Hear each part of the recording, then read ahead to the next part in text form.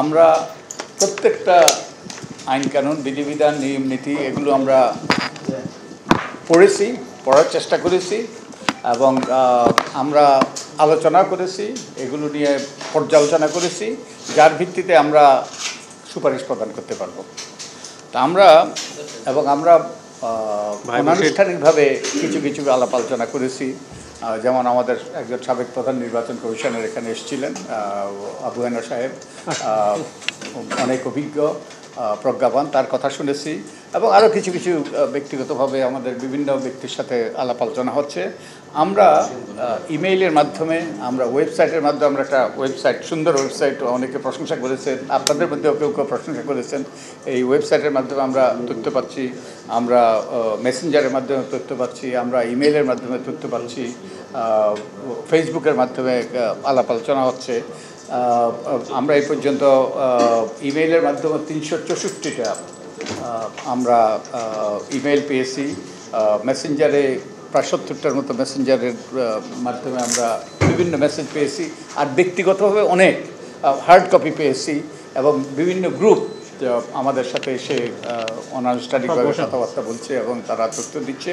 তো আমরা ব্যাপক সাড়া পাচ্ছি। শুধু আমরা যেই সকল মতামত পাচ্ছি এগুলো অত্যন্ত উৎসাহব্যঞ্জক। মানুষ রিয়েলি কেয়ার এবং তাদের ওই যে সুচিন্তিত মতামত এগুলো, এবং আমরা এমন উৎসাহিত হয়েছি, আমরা সিদ্ধান্ত নিয়েছি আমরা যাদের কাছ থেকে সুস্পষ্ট উৎসাহব্যঞ্জক সুচিন্তিত মতামত পেয়েছি তাদের সাথে কথা বলবো, আমরা ব্যক্তিগতভাবে কথা বলবো।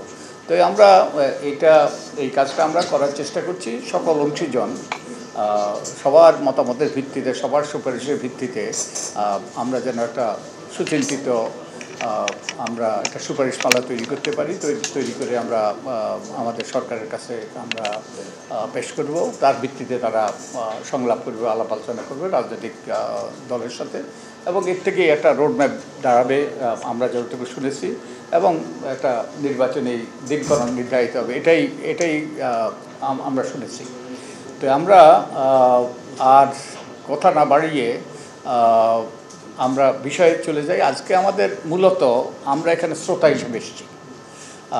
আপনারা কিছু প্রশ্ন করতে পারেন, তবে বোধহয় পরে ওটা হতে পারে, কিন্তু আমার মনে হয় আমাদের এই আলাপ আলোচনার থেকে আপনারা ওই যে আপনাদের নিউজ করার জন্য আপনারা মেটেরিয়াল পাবেন আমি মনে করি।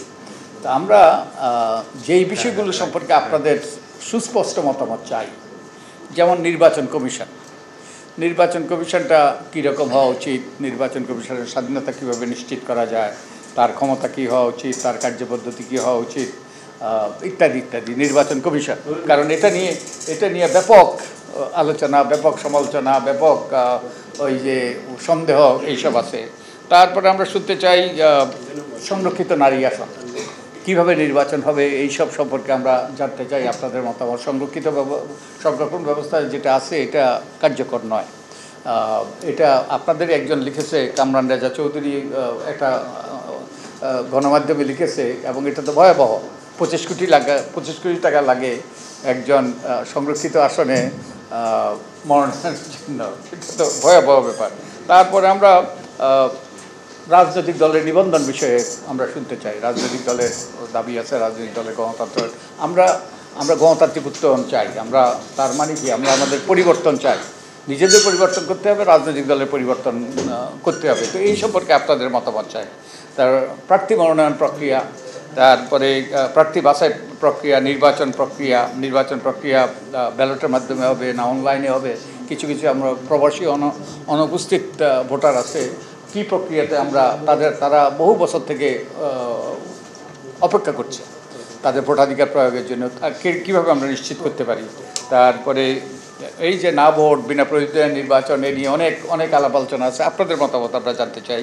তারপরে ভোটার তালিকা সংশোধন, এই নিয়ে অনেক কথা আছে, কীভাবে এটাকে এই নির্ভুল, একবারে পুরোপুরি নির্ভুল হবে না, বাট বড় ভুল, যেমন একটা বড় সীমাবদ্ধতা আছে যে জেন্ডার গ্যাপ, নারীর অন্তর্ভুক্তি। 2018-তে 18 নির্বাচনের আগে না 2008-এর নির্বাচনের আগে 14 লক্ষ নারী বেশি ছিল ভোটার তালিকায় পুরুষের তুলনায়। এখন 23-24 লাখ বোধহয় কম। তো এইগুলোর ব্যাপারে আপনাদের মতামত চাই। তারপরে নির্বাচনী অপরাধ একটা বিরাট বিষয়। অপরাধ করে কিন্তু শাস্তি হয় না। কিভাবে শাস্তি হইতে পারে? শাস্তি না হলে কিন্তু অপরাধ করে পার পেয়ে গেলে অপরাধ উৎসাহিত হয়। নির্বাচনী এলাকার সীমানা পুনর্নির্ধারণ, এটা নিয়ে আমাদের রাজনৈতিক দলের অনেক রকম কথাবার্তা আছে।